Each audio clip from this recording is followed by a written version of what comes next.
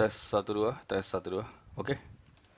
Di sini saya mau nunjukin kebetulan lagi belajar tentang RESTful API dari programmer zaman now ya, dari Kang Eko, dan baru aja selesai sampai ke materi terakhir ya. Ini cukup lama saya belajar, mulainya dari tanggal berapa ini? 26 November ya. Dan baru selesai hari ini 24 Desember. Di sini saya mau nunjukin kalau eh, nggak sengaja accidentally dari belajar RESTful API mencatat video ini, saya ternyata banyak menggunakan diagram ya, Mermaid.js ya. Ini coba saya bandingkan kanan kiri. Ini mungkin bisa di zoom dulu. Oke. Jadi contohnya kayak misalkan nih diagram yang ini nih, file sharing ya. Di file sharing ini ada diagramnya biasa ya, flowchart dari left to right, client, file, lalu server. Ini bentuk sintaks di Mermaid.js-nya seperti ini. Kemudian selanjutnya ada database sharing. Ini bentuk sintaks di Mermaid.js-nya seperti ini. Flowchart left to right, lalu client ke database. Database-nya juga kita pakai bentuk uh, apa? Bentuk simbol yang seperti ini ya. Kemudian apa sebutannya, bukan simbol apa ya? Ya, simbol ya seperti. Kemudian remote procedure invocation, RPC ya, RPC, remote procedure call juga ada yang bilang. Itu pakai ya, masih pakai yang biasa, flowchart left to right. Messaging, flowchart left to right juga. Tapi kalau ini ada tambahan bentuk yang seperti ini ya, message broker dan bus atau bus. Ini pakai yang bentukannya seperti ini, sintaksnya seperti ini. Kemudian ada lagi ini juga biasa ya, flowchart left to right. Terus uh, diagram RESTful API. Nah ini udah mulai ada sedikit tambahan aksen, yaitu di bagian subgraph ya. Ini di dalam web. Jadi ceritanya si RESTful API dan database ini di dalam webnya lah ya. Jadi klien mengakses ke area web server misalkan, dan web servernya itu udah support dengan RESTful API, dan juga di dalamnya itu ada database-nya itu di wilayah web ya. Jadi ini bentukan dari Mermaid.js sintaksnya seperti ini.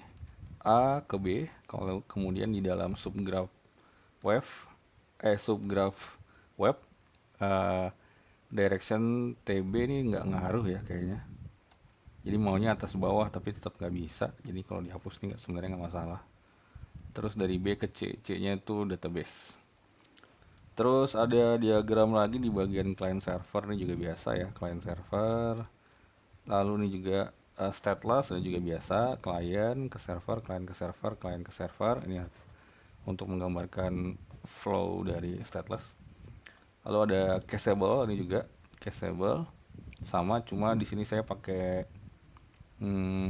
tambahan berupa simbol package ya, untuk mengilustrasikan sebagai case, sebagai case ya, sebagai case. Jadi case. Nah, terus ada lagi uniform interface. Seperti ini juga. Saya juga pakai tambahan simbol-simbol.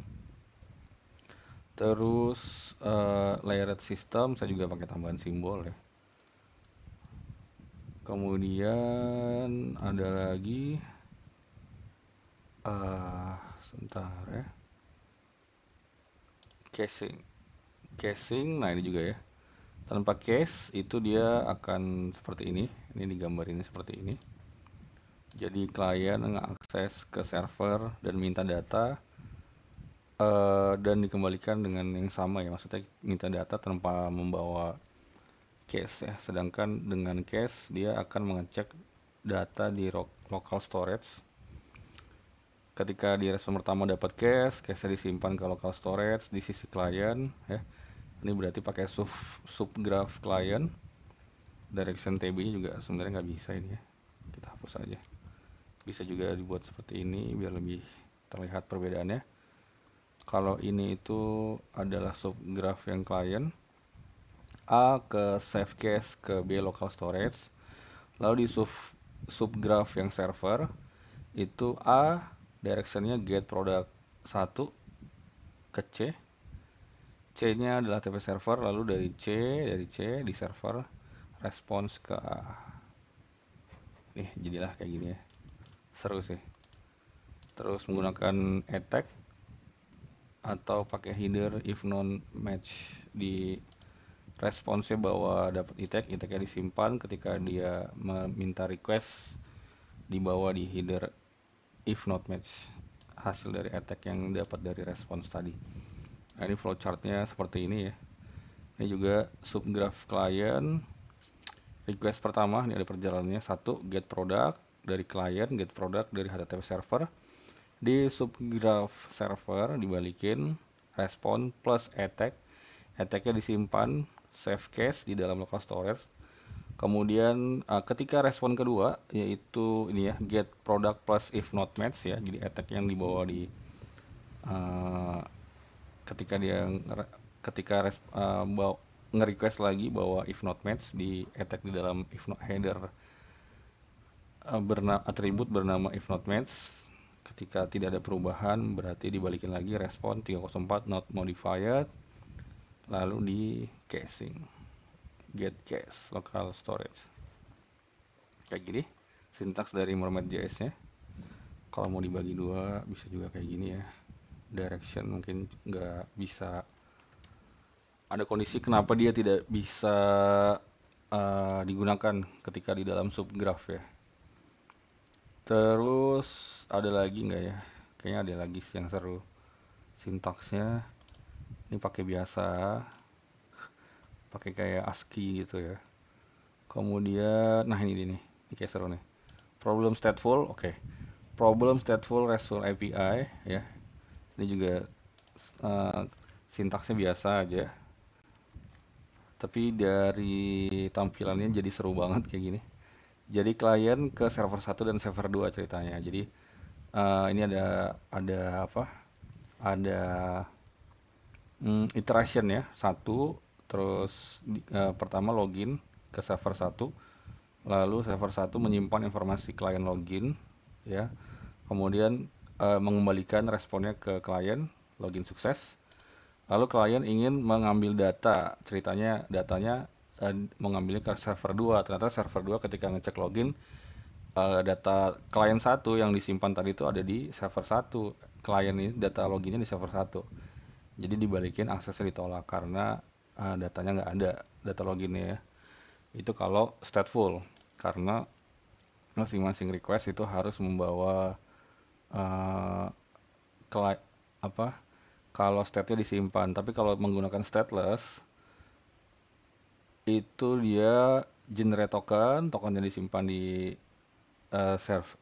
disimpan. Kemudian ketika dia mau request, tokennya dibawa. Jadi si server 2-nya bisa tinggal ngecek token nih.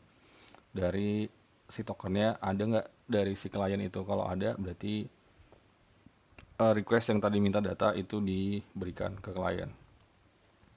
Ini bentukan dari flowchartnya, bentukan dari Mermaid.js sintaksnya ya seperti ini. Dan diterjemahkan ke bentuk diagram seperti ini ya. Seru banget sih. Dari A ke B server 1, dari B ke B, jadi B ke B itu yang ini. Lalu dari B ke A berarti balik lagi, dari B ke A. Lalu dari A ke C, dari A ke C, C itu server 2 ya. Di sini kita baru definisikan server 2-nya. Lalu dari C ke C, dari C ke C berarti yang ini, yang 5. Lalu dari C balik lagi ke A, yaitu 6 response data. Seru-seru. Terus ada lagi nggak ya? Kayak itu udah terakhir deh. Oh ini apa? Oh ini biasa ya, flowchart LR. Flowchart LR. Biasa sih kalau yang itu. Yang terakhir ini adalah improvement di klien ya. Oh ini yang klien 1.0.1.3.5. Nah ini bentuk sintaks Mermaid.js nya seperti ini ya, biasa. Seru-seru. Kebetulan saya juga lagi belajar JavaScript sih. Itu juga banyak saya menggunakan Mermaid.js ya untuk menggambarkan flowchart. Itu juga seru sih. Sebentar, mungkin saya bisa ambil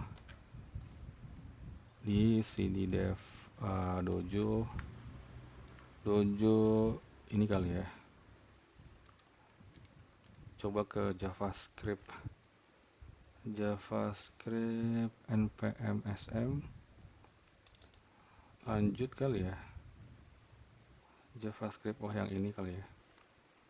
CD ini coba kita explore. Ini sebenarnya juga banyak sih. Mungkin yang asing ya. Pengenalan asinkronus. Oh, gini aja. Mermaid. Oke, di sini banyak, ada beberapa, ada 5 ya. Ada 5 yang pakai mermaid. Kita coba dari yang ini dulu. Oke, markdown preview.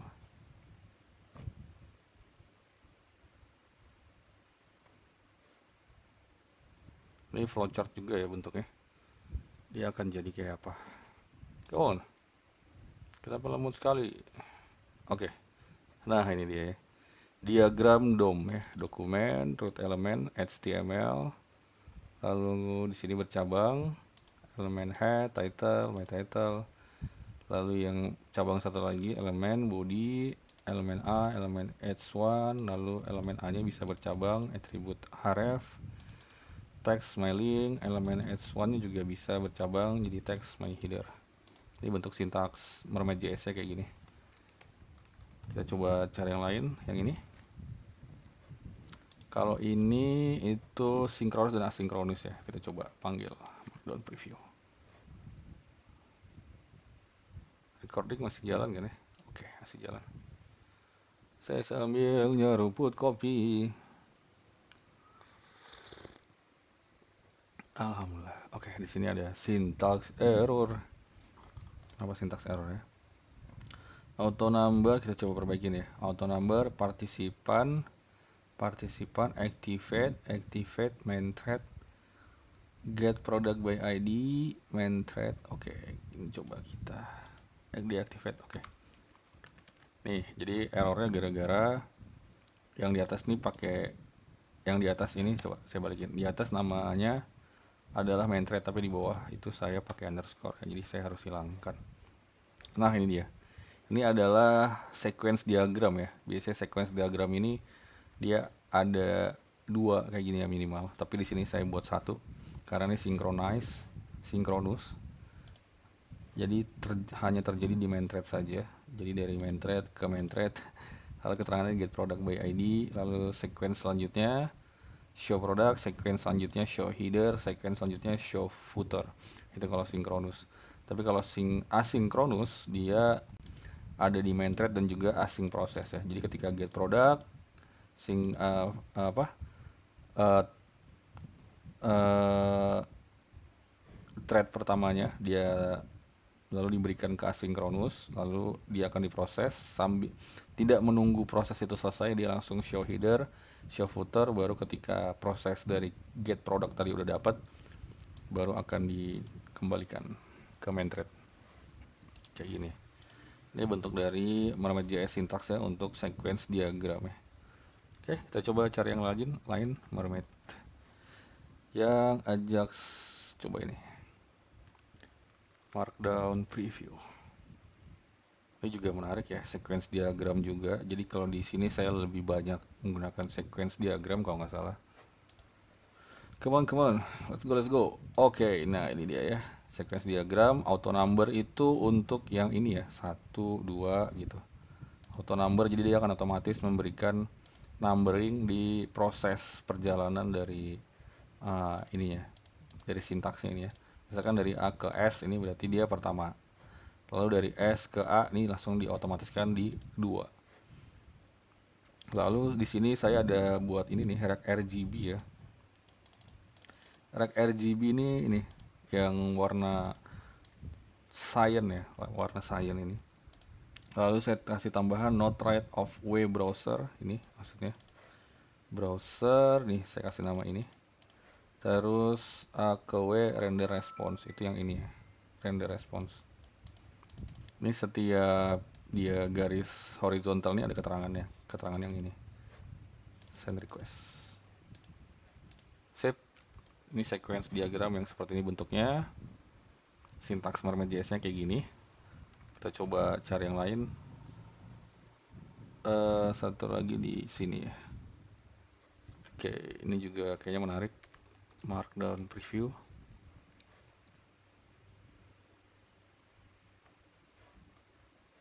Di sini partisipannya ada main thread, web worker thread. Oh, sama sih kayak sebelumnya. Ya, ini sama ya kayak yang sebelumnya ya. Show header, show footer, web worker thread. Oh, ini untuk yang web worker ya, sama kayak yang tadi proses asynchronous. Ada lagi nggak? Mermaid. Note aja asynchronous udah semua ya di sini. Kayaknya itu aja yang pengen saya sharing untuk video kali ini. Mungkin nextnya saya mau coba sharing tentang Neomat ya. Kebetulan saya udah lama sih juga nggak pakai Neomat. Saya mau coba sharing tentang Neomat juga ke teman-teman. Mungkin yang mau coba Neomat ya. Karena sekarang saya udah pakai Evolution sih. Kebetulan karena saya lagi di Genome. Ya, saya lagi di Genome. Jadi lagi nggak pakai Neomat ya. Tapi bukan berarti saya nggak pakai Neomat lagi. Saya cuma lagi mengeksplor tentang mencari pengalaman baru di Genome ya, biar nggak bosan sih kebetulan.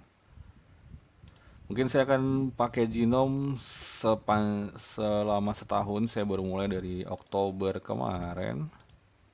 Ya, dari Oktober saya baru mulai.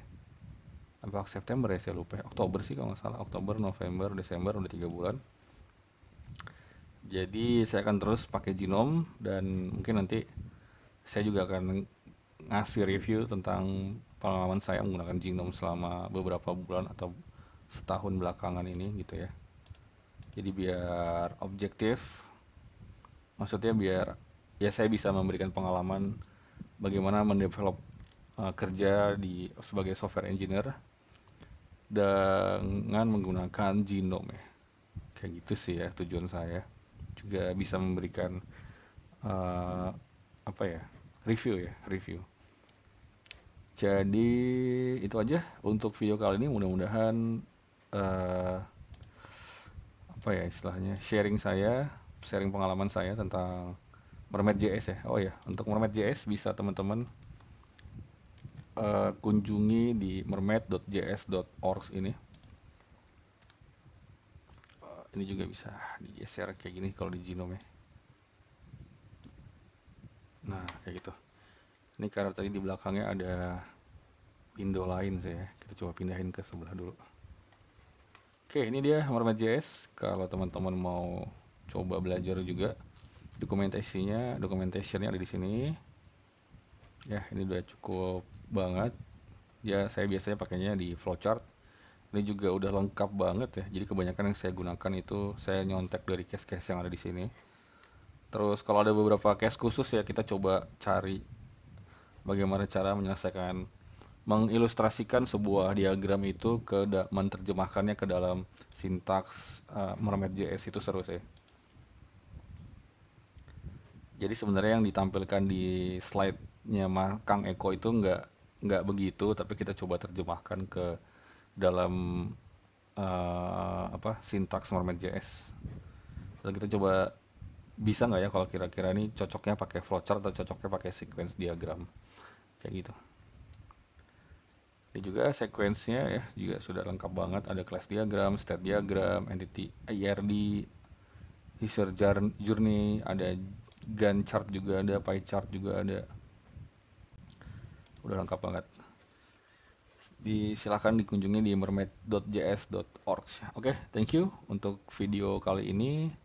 Saya rasa udah mengcover semua yang ingin saya bagikan ke teman-teman di channel Monit Hijau. Eh, Selamat berakhir pekan. Nama saya Rizky Shofi, pamit undur diri. Wassalamualaikum warahmatullahi wabarakatuh.